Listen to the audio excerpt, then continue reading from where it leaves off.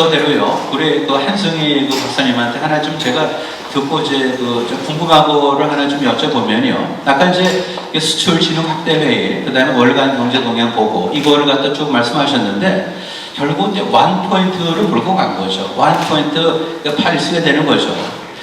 그래서 이걸 꾸준히 몰고 가다 보면은 결과가 이렇게 나왔는데 이 맥락은 그 CEO 대통령론이거든요. CEO 대통령론. 이명박 대통령께서 처음에 CEO 대통령론을 얘기했다가 부작용도 많고 대통령 CEO 자리가 아니거든요, 보면요. 그렇죠? 분명히 이해 갈등을 조정하고 전체를 다 모아서 가야 되는 것이 지시하고 명령하는 건 아닙니다. 그런데 분명히 CEO 대통령론에 입각해서 수출 진흥 확대 회의를 하셨고, 그 다음에 경제 동향, 그걸 갖다 쭉 해서 이제 한 20년 가까이 이제 끌고 오셨는데, 20년 가까이 끌고 오셨는데, 어떻게 원 포인트 그 정책으로서, 글쎄 보면은 CEO 대통령론으로서 이것이 어떻게 성공했네, 그겁니다. 또 하나 뭐냐면, 두 번째 질문은, 우리가 아까 듣다 보면은, 들은 가운데, 65년대 1억 불 수출을 했거든요. 그 다음에 이제 77년대 100억 불 수출을 했어요. 그러면 일이 100이 된 거죠. 65년도 1이 77년도 100이 됐는데, 그것도 그렇지만은 사실은 100억 불을 갖다 뭐예요? 4년을 갖다 압축해서 했잖아요. 그러면 그것이 어떻게 가능할까? 뭐 그 수출 뭐 진흥 확대 회의를 해서는 아닌 것 같고, 그 다음에 월간 경제 동향을 계속해서 팔로우해서도 아닌 것 같고, 뭔가 어떤 그 비법이 있을 텐데, 어떻게 1에서 100으로 가는데 65에서 70으로 그 짧은 시간에 그것도 4년 갖다 앞당겨서 우리가 되게 인정하지 않는 CEO 대통령론은 위험한데 CEO 대통령론을 전제하면서 어떤 그런 성공을 가져왔는가라는 거에 대해서 좀 하나 좀 여쭤보고 싶고요. 그 다음에 이제 두 번째, 우리 그 주박사님한테 저도 참 창피한 게 지식인들이 보면 아까 조지훈 씨 보면은 한일협정 그 당시에 안 했으면 됩니까? 그건 아니죠, 보면. 근데 아까 그 곳에 보면요. 그런 돈을 갖다 우리가 왜 받냐? 굴욕적인 돈을 갖다 왜 받냐? 그건 지식인 선언이에요, 그 당시에 보면요. 그렇게 쭉 가는데, 우리가 이 10월 유신 등등을 설명하면서 우리가 굉장히 이렇게 공공에 빠지는 게 논구 부족이에요. 그러면은, 그야말로 김대중 그 당시 이제 대통령 후보였고, 그 다음에 약간 이제 좀 차이로 좀 했지만은, 그 당시에 4대국 보장론, 대중경제론이 얼마나 허망했는지, 그럼 우리가 조목조목 들어서 10월 유신을 갖다 방어를 했는지, 그 다음 또 하나 다 아시잖아요. 보면은 닉슨 닥트린이에요. 그거는 사실은 괌이에요, 괌. 69년 괌인데 의회에다가 교서를 보내면서 이제 닥트린이라는 지위를 얻었죠. 71년도입니다. 그 당시 보면은 또 71년 8월에 또 주한미군 또 철수도 했고요. 그 다음에 71년 8월에 보면 저것도 있잖아요. 달러, 태완, 그죠? 그걸 문제했죠, 보면은. 1원 싸고 35달러. 그런 걸 우리가 충분히 얘기를 해서, 그 당시에 이런 상황 속에서 보면은 유신이 아니었으면 어떻게 헤쳐나갔을까? 라고 얘기를 해야 되는데, 그런 소재를 우리가 충분히 활용을 못하다 보니까 박정희가 영구 집권을 노리다가 결국은 그렇게 이제 불행한 과거를 이제 다시 돌린 그렇지만, 그런 오해를 하거든요, 보면. 그 다음에 이제 좌승현 원장님한테 이제 말씀을 좀 드리면은, 예전에는 우리가 분명히 이제 사실은 규모가 작으니까 양이 커지고 그 다음에 구조도 개선되거든요. 예를 들어서 보면은 우리 아까 그 브리핑에서 좀 읽었지만은 도농의 어떤 소득 격차가 바뀌더라고요. 어떻게 보면 농산물이 비싸고 그 다음에 그러다 보니까 농가 수지가 개선되고, 그래서 농가 소득이 도시 평균 소득을 앞서는 그런 소득 분배까지도 이게 이루어지면서 더 절대적으로 분명히 그 질도 개선되고 양도 좋아지는데, 근데 이것이 사실은 이제 어떤 경계가 있을 것 같아요, 경계가요. 만약에 우리가 농촌 시대에서 조금 근대화로 넘어갈 때는 가능할지 모르지만은, 이런 식으로 우리가 지식산업화된 이 세상에서 우리가 성장을 추구하고 그 다음에 소득 분배가 이게 좀 나빠지지는 않는 정도까지 관리하는 것이 가능한가? 이거는 좀 아닌 것 같고, 그 다음에 또 하나 보면은 이제 우리가 고물가, 고금리, 고환율 아닙니까? 그러면은 이걸 헤쳐나갈 때 박정희 정신에서 뭘 응용을 하면은 이 현재 우리가 부딪히고 있는 난국을 해결할 수 있을까에 대한 좀 조언이나 지혜를 주시면 감사하겠습니다. 일단 이 정도로 하고요. 그러면 제가 질문 드린 것에 대해서 그 순서대로 말씀드렸으니까 그 순서 역순으로 답변을 해주시면 감사하겠습니다. 네. 예, 제가 먼저 답을 올리겠습니다. 좋은 말씀을 주시는데요.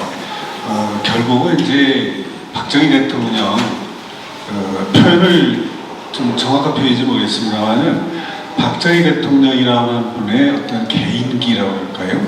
탤런트 그런 것이 굉장히 크게 작용한 덕분에 우리가 경제 발전도 성공적으로 할 수 있었다라고 감히 얘기할 수도 있지 않나 이렇게 생각을 하는데요. 사실은 그렇죠. 뭐 우리가 어떤 개인이든지 간에 성장형 과정이라든지 그 지식이라든지 이런 것들에 의해서 굉장히 좌우가 될 텐데 박 대통령은 그런 말씀을 하셨다고 그래요. 과거에 그 군 연대장 시절에 명령 지시는 한 5% 정도 역할하는 것 같고 실제로 이거를 현장에 가서 확인하고 감독하는 것이 한 95% 정도의 비중을 차지한다라는 말씀을 자주 하셨다고 그래요. 무슨 말씀인고 하니 연대장 시절에 위에서 아무리 뭐 지시를 내려도 나중에 가보면 저쪽 그 예하 부대 수준에 가면은 좀 이렇게 흐지부지 되는 경향이 많다. 이런 말씀을 자주 하셨다고 그러거든요.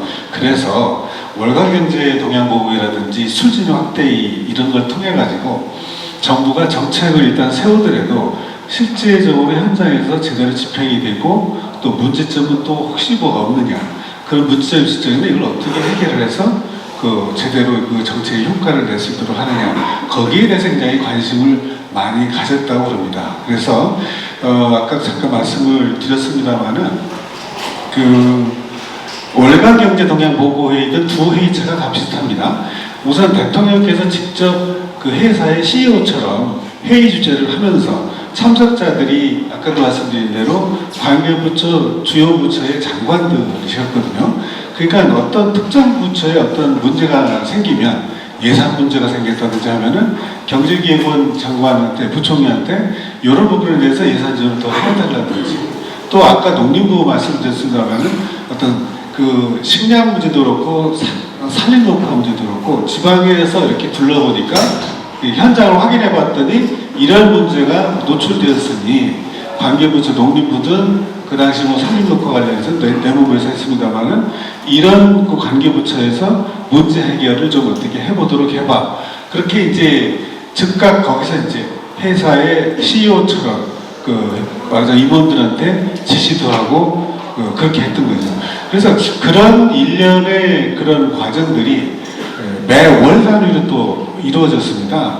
그러다 보니까 그 정책의 효과를 높이는데 굉장히 좀 기여를 하지 않았을까 그런 생각이 좀 그런 평가를 좀 할 수 있게 될 것 같고요.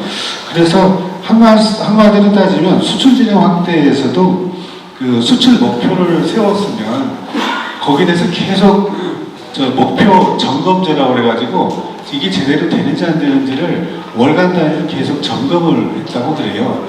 그러다 보니까 아까 100% 수출 이런 것도 매년 앞당겨서 이렇게 실현할 수 있지 않겠느냐 이렇게 저희들은 좀 볼 수가 있습니다. 욕한데 뭐냐면 끊임없이 현장 점검도 하면서 그것도 대통령이 직접 하면서 문제가 생기면 그런 관계 장관이나 관계자들 모인 자리에서 이렇게 그 해결하려고 노력을 했고 또 때에 따라서는 월간경제동향보고 같은 경우는 아까 설명을 드렸습니다만은 생활 지도자나 이런 사람들이 성공 사례를 발표를 해서 좀 못하는 마을에서는 거기 벤치마킹을 하도록 그런 걸 이렇게 해놨다는 거 그런 것들이 그러니까 그런 그 경제 이 두 회의체를 통해서 어떤 목표 정책이 목표했던 바를 제대로 달성할 수 있도록 계속해서 이렇게 CEO 역할 CEO로서의 대통령이 독려하고 확인하고 점검했던 이것이 큰 동력이 아니었을까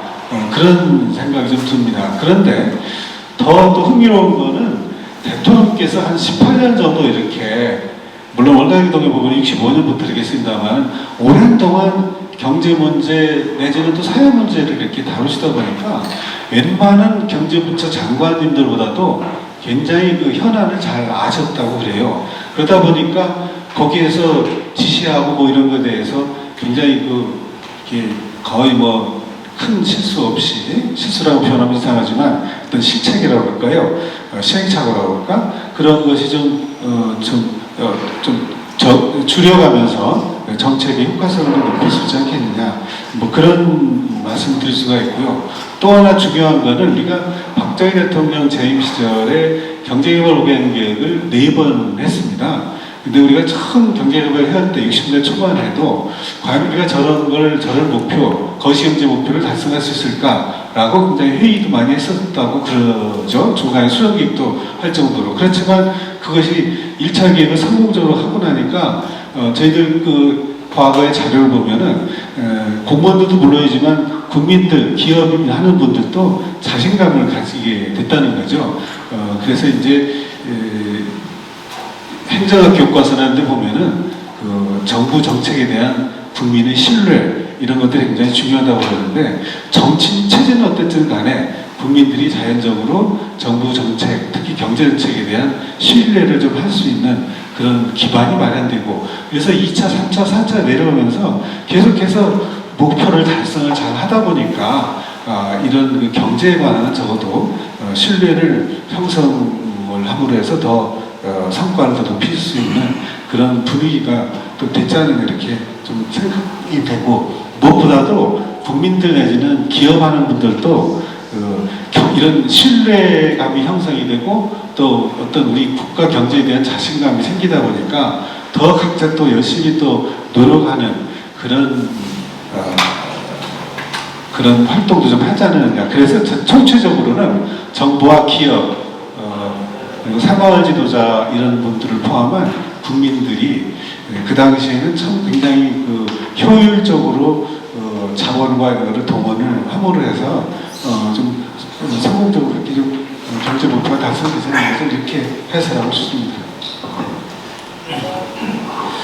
네, 뭐 잘 들었습니다. 제가 한 1분만 더 좀 느낀 거를 좀 보충을 해드리면은 그 결국은 보면은 완 포인트로 간 거죠. 그러니까 경제, 정치 뭐 다 섞은 게 아니고 오로지 수출 하나로 좁혀서 완 포인트로 해서 일관되게 그 다음에 피드백을 받아가면서 그래서 성공한 거를 같이 공유해서 신뢰감을 형성하고 그렇게 해서 수출이 잘 되니까 그것이 그야말로 이렇게 이제 트리클 다운 되면서 경제가 좋아졌다 이거죠. 그러니까 뭔가 문제를 쪼개서 복합적인 게 아니죠. 쪼개서 수출 하나만 본 거죠. 수출.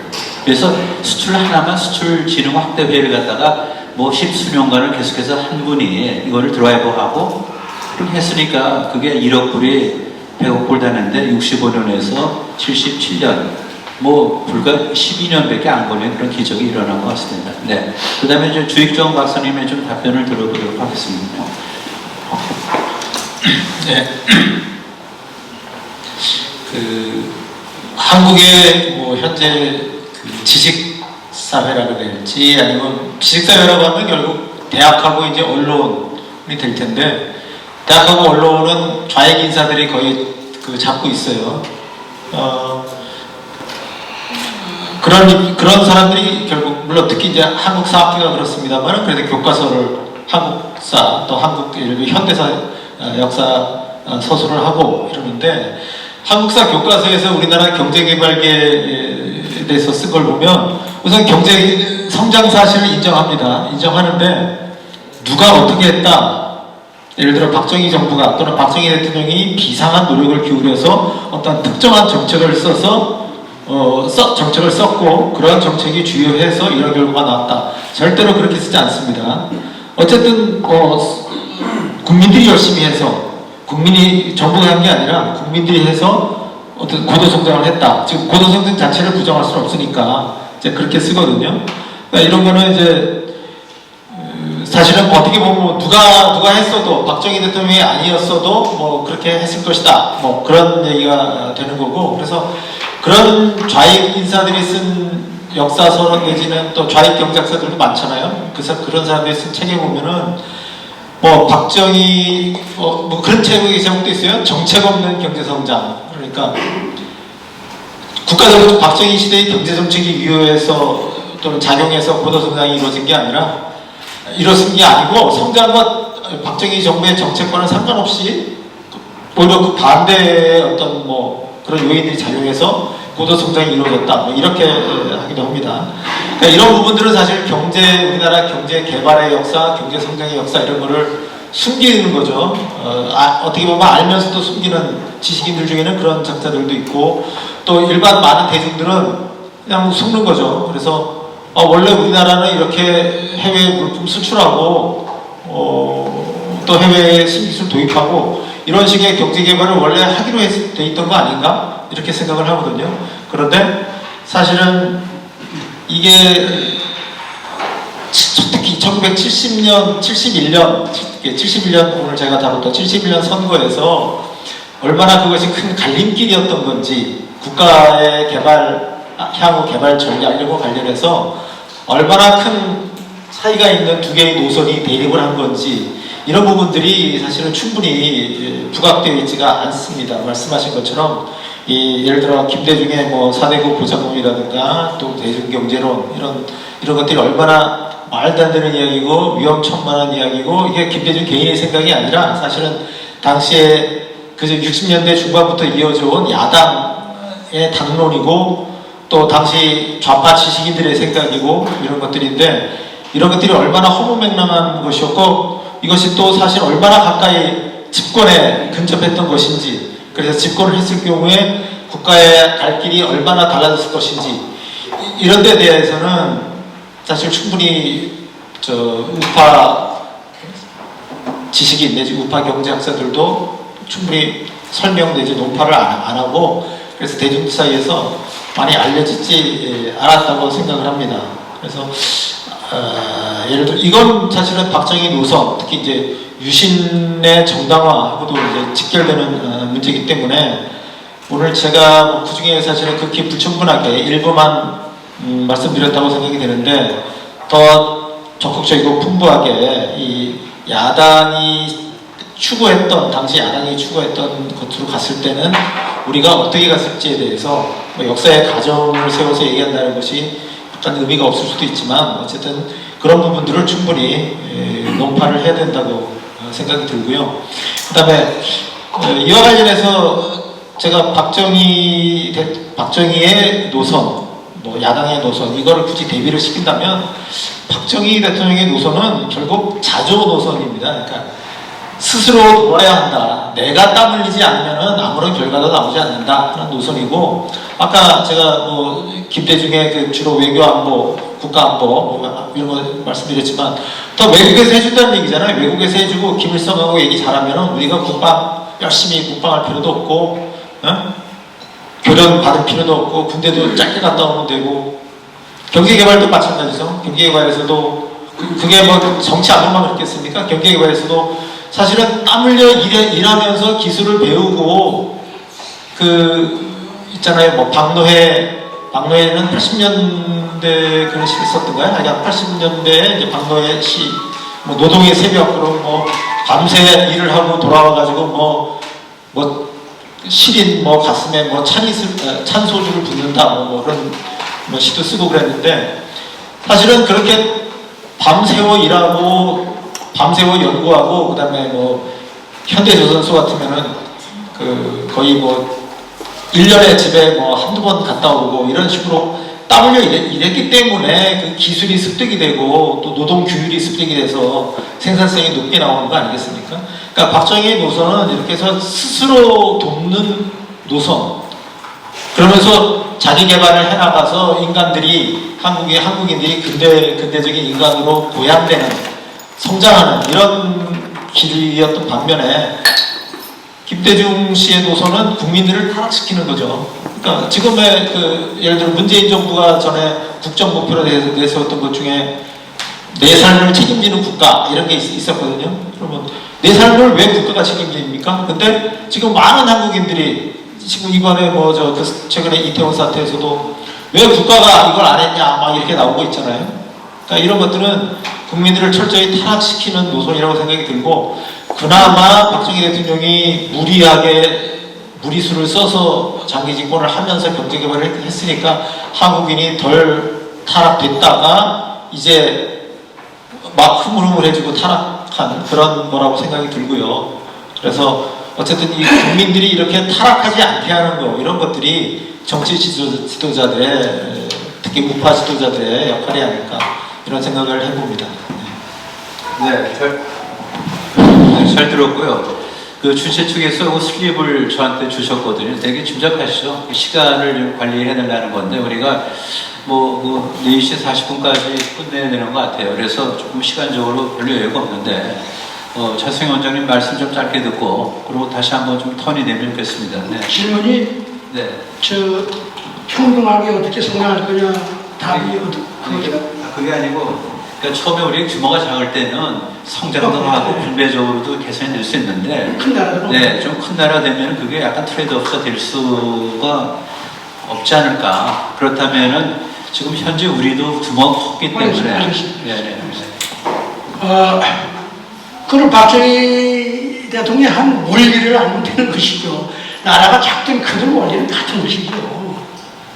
제가 오늘 하루 종일 얘기한 게 그 원리를 얘기한 것인데, 여러분 빨리 이승만 대통령이 1923년에 하와이에서 쓴 태평양 잡지에서 쓴 공산당 당부당에서 한다는 주장이 있습니다.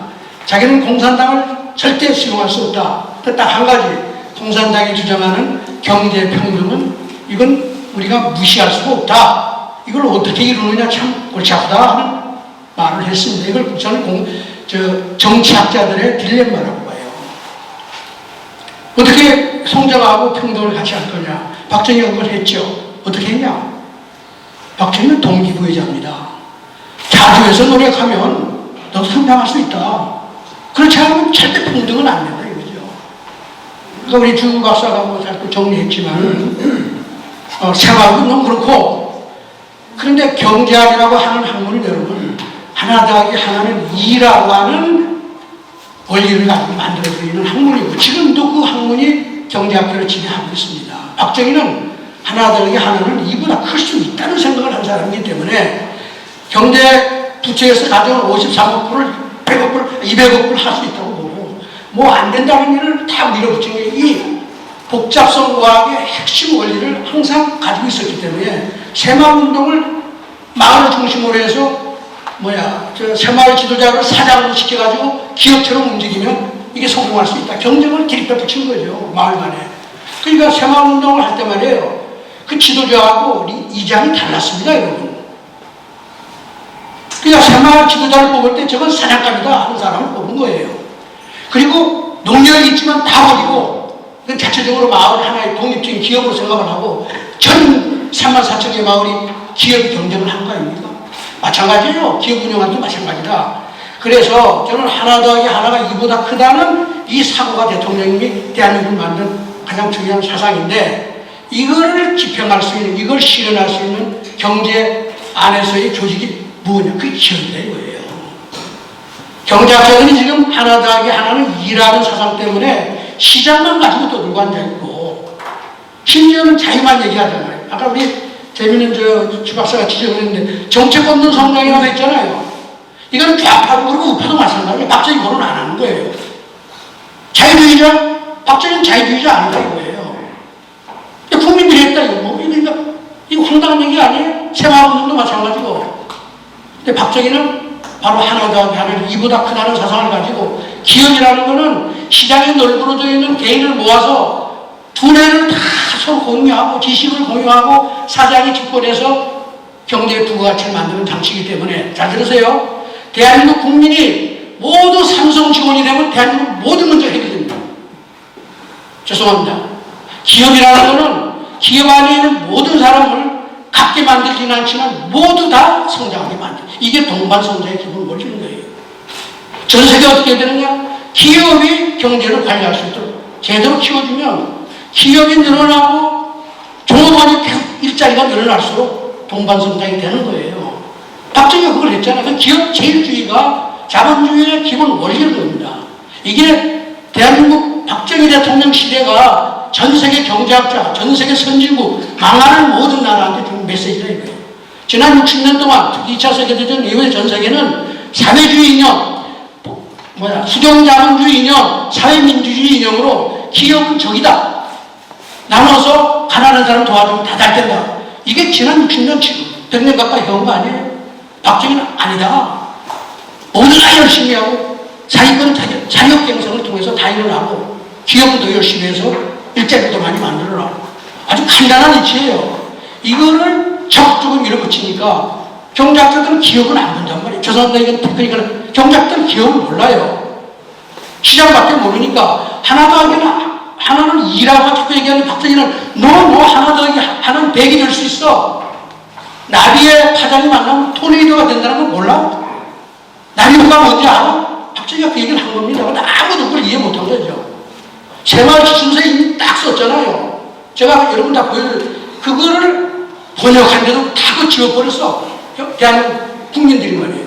그 이치를 50년 전에 얘기했는데 오늘날 복잡성 보학이라고 산타페 연구소에 가면은 지금 온갖 복잡성 경제학이라는 뭔 물리학도 지금 하나 더하기 하나는 이보다 크다는 원리를 가지고 다 바뀌는데 우리는 경제학도 다 그렇단 말이에요. 그래서 제가 딱 한마디만 들으면 대한민국 삼성이 100개만 생기면 대한민국 모든 문제 해결이다. 포인트는 모든 사람이 좋은 기업에 종업원이 되면 그게 바로 동반성대가 되는 일이다. 근데 어떻게 그걸 키울 거냐? 박정희 재벌자 키웠잖아요. 잘하는 기업이 잘할 수 있도록 도와라. 중소기업 도운다고 못하는 기업 도우지 마라. 중소기업 중에도 성과 내고 성장하는 기업이 더 많이 지원해라 이거예요. 그게 경제 시장의 원리 아니에요? 우리 저 박사님 어디 가서 내가 그런 얘기 하면 많이 들었겠지만 중소기업 중에도 잘하는 중소기업 더 지원하고 자신이 극우라고 그러잖아요. 그게 극우입니까? 그 시장이 하는 일 아니에요? 우리 시장 경제 가르치면서 아무도 학생들한테 그런 얘기 하는 사람 없어. 중소기업 육성하면 말이야 N분의 1 다 지원하고 다 이쁘다고 다 지원하고 하늘의 메스터가 아까 돈 나라도 5배로 나눠주는 걸 모든 사람이 지금 얘기하고 있어요. 그게 하나 더하기 하나는 2라는 철학이 가지고 있는 메시지입니다. 그래서 기업 중심으로 자본주의 경제를 보고 강력하고 제대로 자주하고 경제계에서 성공하는 기업들이 더 잘 될 수 있는 사회 경제 시스템을 자꾸 만들어가고 인스티튜션을 만들어내면 그게 동반성장을 할 수 있지만 절대 같이 평등한 성장은 절대 안 된다는 사실을 국민들한테 설득해야 된다. 저는 그렇게 생각합니다. 예, 감사합니다.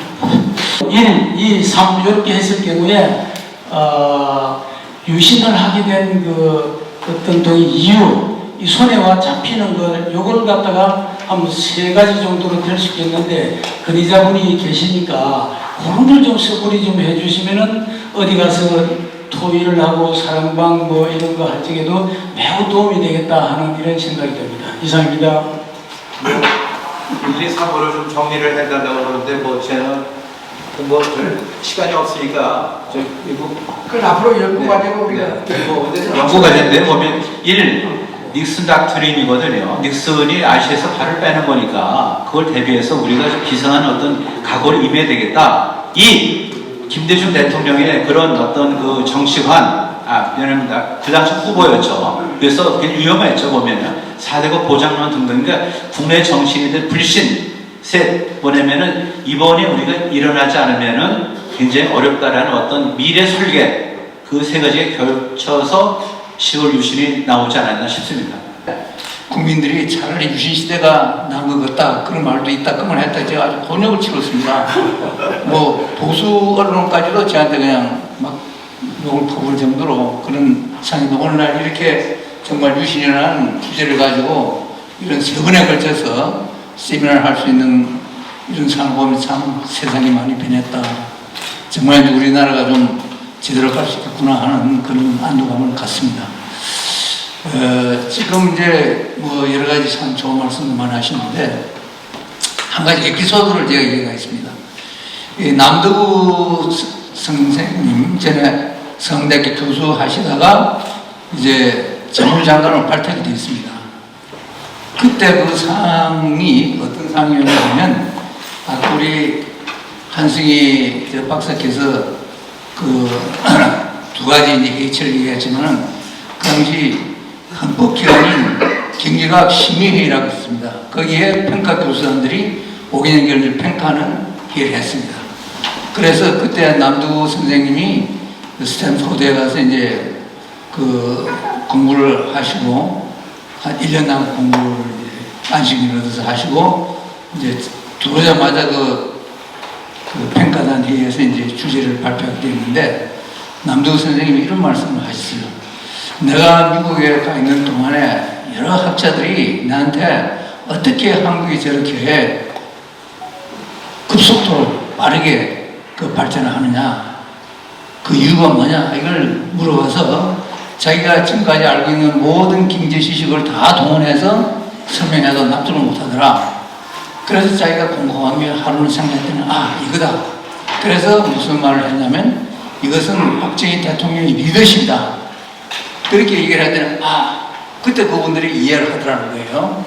그래서 오늘 여기 이제 얘기했지만 아까 우리 조동근 교수님이 이제 마지막 리더십 얘기를 좀 하시는데 저는 박정희 대통령께서 시월유신도 하시고 뭐 다시 하는 그런 성견지명가 있지만 그것을 운영하는 리더십이 없었더라면 과연 이런 것들이 아무리 이 장치를 하고 뭐 제대로 하더라도 가능했겠느냐. 어떤 기업은 발전하고 어떤 기업은 발전 못한다. 그 왜 그렇겠냐. CEO의 역량이거든요. 그래서 박정희 대통령이라는 그 위대한 우리 지도자를 만났기 때문에 그분의 리더십 덕분에 그것이 가능했다. 그걸 저는 좀 말씀드리고 싶고요. 그리고 박정희 대통령께서 용인술입니다. 용인술. 그것도 리더십의 일종이죠. 남도 같은 분을 이렇게 발탁하고 그때 있었던 이 경제 관료나 여러 사람들이 굉장히 우수했습니다. 그러니까 사람을 쓰는 그것이 굉장히 대단했던 거죠. 그 다음에 또 하나는 이분이 이 생활운동을 하는데 아까 우리 자승희 원장께서 차별화를 위해서 했다지만 물론 맞습니다. 그런데 엄청나게 그분은 교육을 했습니다. 그 교육을 한 것은 생활 지도자들을 뽑아다가 그 교육을 시키고 생활연수원이라는 게 있었습니다.